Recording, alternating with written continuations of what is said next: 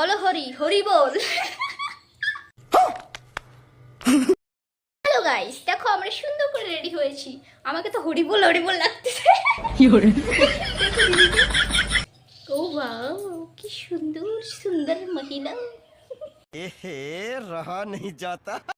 আমি কোরিয়া যাওয়ার জন্য রেডি হয়েছিলাম, কিন্তু তার আগে স্বাধীনতা দিবস চলে এলো, তো এখন হলো দেশের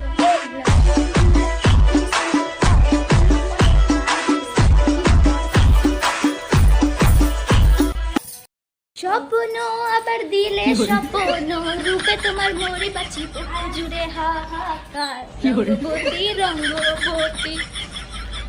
তো হ্যালো এভরিওয়ান, তো আমি চলে এসেছি আমার দিদি বাড়িতে। দিদি বাড়ি মানেই জঙ্গল ঝাড় এইসবই।